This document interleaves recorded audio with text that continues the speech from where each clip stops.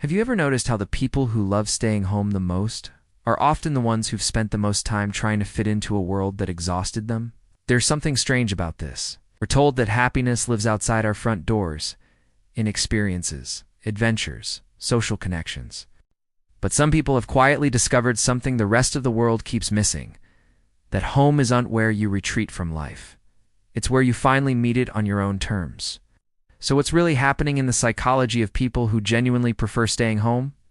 You see it in small moments. It's the relief when plans get canceled, the contentment of a Saturday with nowhere to be, the way your energy returns when you close your door behind you, like you finally exhaled after holding your breath all day. Other people don't always understand. They call it antisocial. Right. They worry you're missing out. But here's the thing, you're not avoiding life. You're curating it. The psychology behind this runs deeper than simple preference. Research for you, a coffee shop isn't just background noise, it's 20 conversations. Fluorescent lights, the hiss of the espresso machine, someone's perfume, all demanding your attention simultaneously. Home is an escape. It's the absence of assault. But here's what's fascinating. It's not just about sensitivity. It's about control. Psychologist Mahali's work on flow states reveals something profound. We enter our deepest engagement when we have autonomy over our environment. At home, you're not performing. You're not code switching. You read not managing how your face looks, or monitoring your tone, or wondering if you're standing too close or too far away. Silence is an emptiness. And this is where it gets complex. Many people who love staying home share a particular psychological pattern. They what attachment researchers call highly perceptive. You walk into a room and immediately sense tension no one has mentioned. Pick up on microexpressions, vocal inflections, energy shifts. This isn't a superpower, it's hypervigilance that once kept you safe. The outside world asks you to perform emotional labor constantly. At home, you finally get to put down that weight. But the truth is, there's often a cost you don't talk about.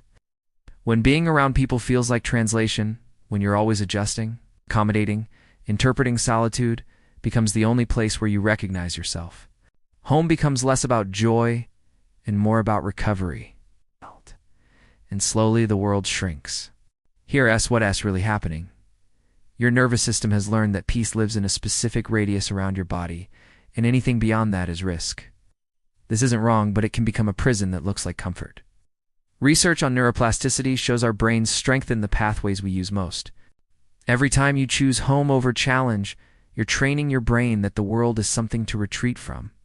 The comfort that once restored, you can become the cage that contains you. Maybe that is the real paradox.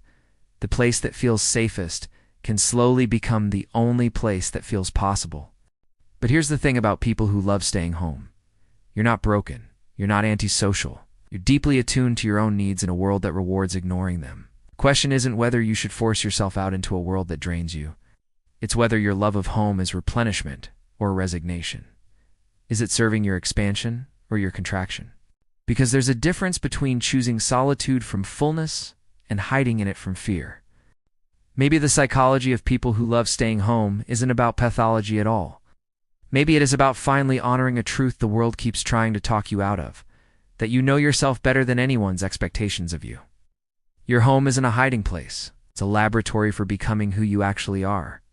And perhaps the bravest thing is enforcing yourself into a world that wasn't built for your kind of nervous system. Perhaps it's learning to carry that sense of home with you so the world becomes less about endurance and more about exploration. You were never too much or not enough. You were just finally, quietly, honestly yourself. And that was always allowed.